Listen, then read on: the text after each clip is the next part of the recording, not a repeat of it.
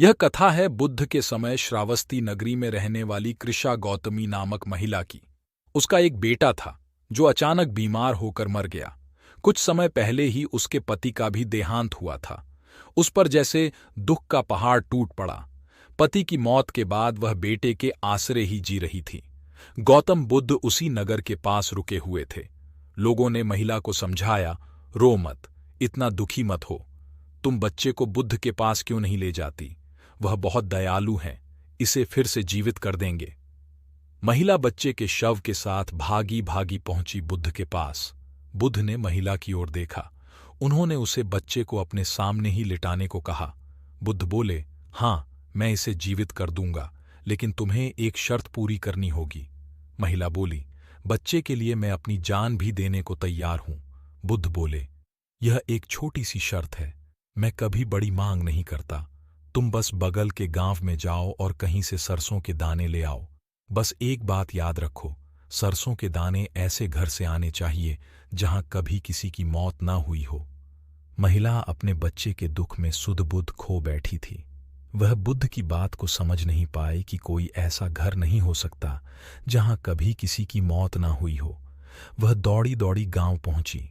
वह जानती थी कि हर घर में सरसों थी, क्योंकि गांव के सभी लोगों ने फसल के रूप में उसी की खेती की थी। उसने कई द्वार खटखटाए। लोगों ने उसकी कहानी सुनकर कहा, बस सरसों के कुछ दाने, हम बैलगाड़ी भरकर सरसों दे सकते हैं, लेकिन तुम्हारी शर्त पूरी नहीं हो सकती। हमारे घर में कई लोगों की मौत हुई है, हमारे सरसों के दाने तुम्हारे किसी काम के नहीं। जब रात हुई तो महिला को होश आया। उसने हर घर का दरवाजा खटखटाया था।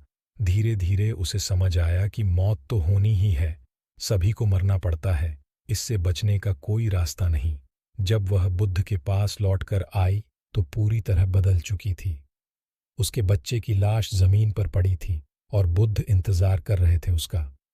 महिला आई तो बुद्ध ने पूछा, सरसों के दाने कहाँ हैं? महिला हंसी और बुद्ध के चरणों में गिर गई। मुझे भी अपने रास्ते पर ले चलो, क्योंकि मैं तुम्हारा संदेश समझ चुकी हूँ। हर व्यक्ति को मरना होता है। आज मेरा बेटा मरा है।